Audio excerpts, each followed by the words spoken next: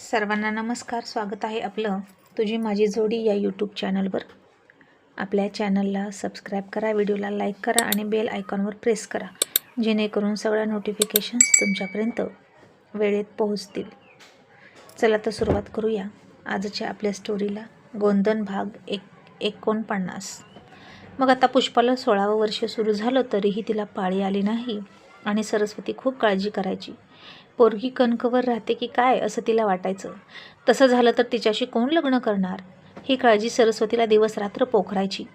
मग एक दिवशी पुष्पा खाली बसून परकरवर करून शेतात लघवीला बसली आणि उठली तसं तिचं खाली लक्ष गेलं आणि तिनं बघितलं तर तिथं काहीतरी लाल लाल पाणी पडलं होतं आणि पुष्पा घाबरली.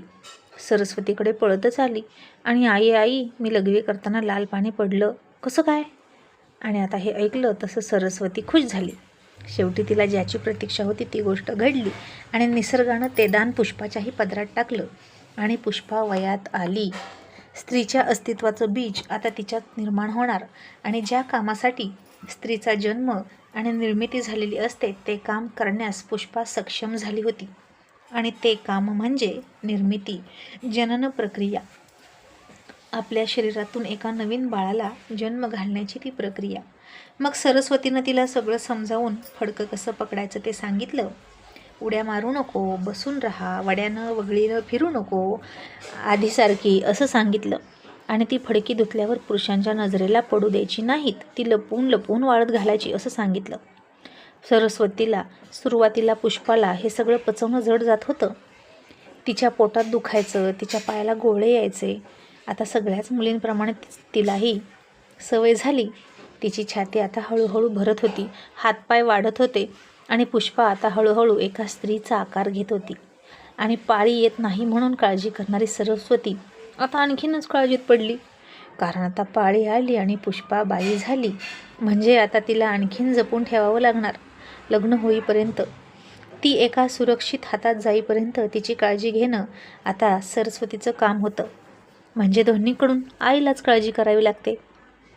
आता पुष्पासुद्धा 16 वर्षाची झाली होती आणि आधीपेक्षा जास्त देखणी दिसायला लागली होती. आता तिला जास्त बाहेर फिरू देत नव्हती सरस्वती. संतूसुद्धा मोठा झाला होता. दत्तूसुद्धा मामाच्या गावाकडनं त्याच्या घरी आला होता. त्यानं तर शाळा सोडूनच दिली होती. त्याच्या मामीनं त्याला इतका त्रास दिला आणि मामाच्या मुलांनीसुद्धा त्रास दिला. त्यामुळे तो अर्ध्यातूनच शाळा सोडून घरी आला आणि आईला म्हणाला, आई मला 2 म्हशी घेऊन दे, मी त्या राखतो, मला नाही शाळा शिकायची, मी इथेच राहणार. आणि आता सरस्वतीचा नाईलाज झाला आणि अशा प्रकारे दत्तूची शाळा 9वीतूनच सुटली होती. आणि आता तोही 18 वर्षाचा झाला होता आणि तो घरीच काम करायचा. बदक वगैरे आणून पाळायचा आणि विकायचा. असं काही बाही धंदा त्यानं सुरू केला. संतू तेवढा अजूनही तिकडे राहून शिकतच होता. त्याची मात्र अभ्यासाची चिकाटी होती आता. पुष्पाची शाळासुद्धा 7वीतनं सुटली होती. ती शिकायला हुशार असली तरी 7वीपेक्षा पुढची शाळा त्यांच्या गावात नव्हती. त्यामुळे सरस्वतीनं तिला पुढं कुठंच पाठवलं नाही. पण आता 16वं वर्ष धोक्याचं म्हणतात तसं सरस्वती पुष्पावर चांगलंच लक्ष ठेवत होती. तिला पाळीसुद्धा येऊन 3 वर्ष झाली होती. तेव्हापासून तिचं हिंडणं फिरणं बंद झालं होतं. गावातली मुलंसुद्धा तिला चोरून चोरून बघायची, पण तिच्या खास्ट स्वभावामुळे तिला जास्त कोणी छेडत नव्हतं. पण पुष्पा दररोज आरशात बघून नाराज व्हायची. तिची खूप इच्छा असायची ती कपाळावरची टिकली 2 भोवयांच्या मध्ये घेऊन लावावी, अगदी छोटीशी लावावी. तिला ते खूप आवडायचं. पण तिला ते गोंधन झाकून जाईल इतकी मोठी टिकली लावावी लागायची. कधी कधी तिला चंद्रकोरसुद्धा लावावी वाटायची. पण त्या चंद्रकोरीच्या मध्येच तो काळा टिकला दिसायचा आणि पुन्हा पुष्पाने रसवायची आणि तिला पुन्हा पुन्हा विश्वासच आठवायचा. तोच तो लहान विश्वास ज्यानं तिचा हात पकडला आणि वारंवार त्याचा राग यायचा. मग पुष्पा घरी होती आणि दत्तूनं रानबदक पकडून आणलं होतं आणि कोंडून ठेवलं झापाखाली आणि म्हणाला, मी याला कोणी विकत घेतोय का गावात ते बघून येतो, पुष्पा लक्ष ठेव गं. आणि परकर पोलकं घातलेली पुष्पा हो म्हणाली आणि दत्तू त्या रानबदकाला कोंडून निघून गेला. आणि ढालगज पुष्पानं आता विळा घेतला आणि बदक कापलं, भाजून खाल्लं. ते एकटीला पूरक इतकंच छोटंसं होतं. तिनं ते खाल्लं आणि मस्तपैकी ताणून दिली आणि झोपली. आणि मग 3-4 तासांनी हिंडून हिंडून एक गिऱ्हाईक मिळालं आणि दत्तू खुश होऊनच ते रानबदक न्यायला आलं की आणि त्यानं बघितलं तर बदक जागेवर नव्हतं. आणि बदक कुठं गेलं म्हणून तो शोधत होता. आणि पुष्पा मात्र बदक खाऊन निवांत झोपली होती. आता त्याची सवयच अशी होती की तिथे सगळं खाल्लं जायचं. घोरपड, लावा, कोंबडं असलं तर बघायलाच नको. ससे, मासे सगळं खायचे. आणि पुष्पाला गप्प बसलेली बघून तिच्या भावाला तिच्यावर संशय आला. पण त्याच्याकडे पुरावा नव्हता, कारण बदकाचे पंखसुद्धा पुष्पानं जळून टाकले होते. आणि दत्तूनं तिला विचारलं, पुष्पा, अगं इथं बदक होतं ते कुठं गेलं? आणि पुष्पा म्हणाली, मी तर झोपले होते, गेलं असेल सुटून, मी काय करू, मला नाही माहीत कुठं गेलं. आणि दत्तू बिचारा डोकं खाजवत बसला. ते बदक गेलं कुठं असा विचार करायला लागला. आणि पुष्पा मनात हसून म्हणाली, दत्तू भावड्या, मी जर असंच म्हटलं असतं की बदक आपण घरीच खाऊया, तर तू म्हणला असता नाही, चांगले पैसे मिळतील त्यामुळे ते विकायचं आणि पैसे करायचे. आणि म्हणून मग असा काटा काढावा लागला बदकाचा, असं म्हणून पुष्पा हसत होती आणि पोटावरून हात फिरवत होती.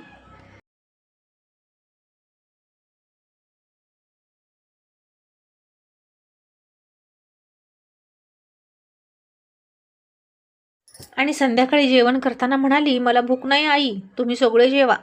आणि मग मात्र दत्तूला तिच्यावर संशय आला. त्यानं काठी घेऊन तिला मारायला सुरुवात केली आणि खरं खरं बोल म्हणाला. आणि मग पुष्पा म्हणाली, कबूल करते, मीच खाल्लं, पण असं दे की भावड्या, तुझ्याच बहिणीनं खाल्लं की.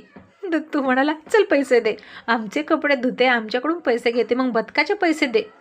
पण आता त्यांचा हा गमतीचा भाग होता ते वेगळं.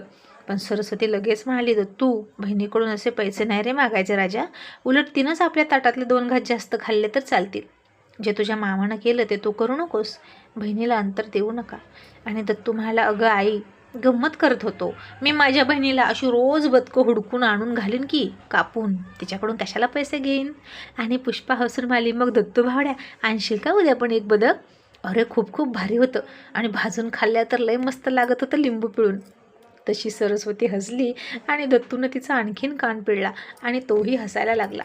आणि आता त्यांची ही गंमत जम्मत, त्यांचं हसणं त्या जणाला आवडत नव्हतं, कारण मुलं मोठी झाली होती, सरस्वतीची ताकद वाढत होती, ती अजूनही होती तशीच राहिली होती. तिच्या मुलांची आई होऊन चंद्रभानला तिनं जवळ केलाच नव्हता. आणि चंद्रभान हल्ली मुलांना चांगलं बोलायचा, कारण पोरं मोठी झाली होती, त्याची ताकद कमी पडत होती आणि मुलांची ताकद वाढत होती. त्यामुळे सरस्वतीची त्याच्याविषयी सुद्धा तक्रार नव्हती. आणि आता एक दिवशी कॉलेजला सुट्टी लागली म्हणून विश्वास घरी आला. त्याच्या 2ऱ्या वर्षाचा रिझल्ट सुद्धा लागला आणि तो खूप चांगल्या मार्कांनी पास झाला. त्या कॉलेजमध्ये सुद्धा त्यानं नाव काढलं त्याचं. तिकडं सगळ्याला कौतुक होतं. कॉलेजतर्फे त्याच्या पेपरमध्ये फोटोसुद्धा छापून आला. पण घरी अडाणी आईबाप होते, त्यांना काही कळत नव्हतं. वैशालीची शाळासुद्धा चुलत्यांनी बंद केली आणि तिलाही पद्मासोबत रानात राबायला लावायचे. पद्माची परिस्थिती होती तशीच होती, नुसतं कष्ट करायचं पण हातात काही नाही. मग विश्वास घरी आला. तो पेपर घेऊन तिला दाखवायला आला होता. त्यानं पद्माला सांगितलं, आई, मी चांगल्या मार्कांनी पास झालो, हे बघ माझा फोटो आला. आता विश्वासचा पेपरमधला फोटो बघून पद्माचा आनंद गगनात मावत नव्हता. आणि तिनं काहीच नव्हतं म्हणून चिमूटभर साखर घेतली, दूध घेतलं, दुधात साखर टाकून ते देवापुढं ठेवलं आणि विश्वासला ताटामध्ये दूध वाढलं. नेहमीसारखंच हाताला चटका बसत बसत त्यात मूठभर साखर टाकली, त्याला प्यायला दिलं आणि गालाला हात लावून त्याच्याकडे एकटक बघत बसली. उंच पुरा रुबाबदार विश्वास साहेबासारखा दिसत होता, पण अजून त्याला नोकरी नव्हती आणि तो तिकडं काय काम करायचं हेही सांगत नव्हता. आपण हॉटेलमध्ये काम करतो हे कळल्यावर आईला वाईट वाटेल म्हणून तो सांगत नव्हता. पण आता मात्र विश्वासला बघून सगळ्यांच्या भुवया उंचावल्या. तिकडं शहरात राहिल्यामुळे त्याचं व्यक्तिमत्व आणखीन विकसित झालं होतं. विश्वासच्या घरी त्याचे दोन्ही चुलते पैसा पाणी पाळून होते.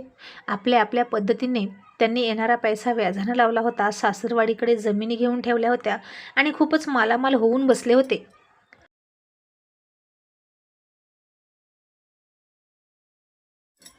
आणि शंकर नुसता बैल सांभाळायचा, जनावराचं शेण काढायचा, 2-3 टाईम खायचा आणि घोंगडं पांघरून झोपायचा. पद्मासुद्धा शेतात राबायची. आणि आता इतका सगळा पैसा पाणी जमल्यानंतर त्या सगळ्यांना एकत्र राहू वाटेना. इकडे विश्वासच्या चुलतीला वायलं राहायचं होतं, पण सासू वेगळं राहू देणार नव्हती. काय करावं असा विचार ते करत होते. मग पद्माच्या माहेरची जत्रा होती आणि पद्मा विश्वास आणि वैशालीला घेऊन मामाच्या गावाला गेली. विश्वास जात नव्हता, पण तरीही पद्मा म्हणाली, चल विश्वास, तुझ्या आजोळचा देव आहे, त्याच्या पाया पड आणि आशीर्वाद घ्यावाच लागतो. आणि विश्वास खूप अनिच्छेने गेला होता, कारण तिकडं ती मुक्ती होती म्हणून त्याला जाऊ वाटत नव्हतं. आणि गेल्या गेल्याच मामीनं पैशाचं नाव काढलं आणि पद्मा गप्प बसली. आणि विश्वासच म्हणाला, मामी तुमचे सगळे पैसे मिळतील, व्याजासकट मिळतील, फक्त 1 वर्ष थांबा, मग तर झालं.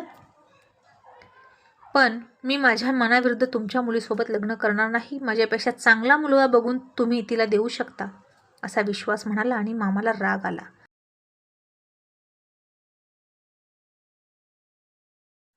आणि आता इकडे विश्वास, पद्मा, वैशाली नाहीत म्हटल्यावर वेगळं राहण्याची खलबत शिजत होती घरी. मधल्या चुलतीनं थोरलीला बोलवलं आणि म्हणाले, आपल्याला वेगळं राहावं लागेल.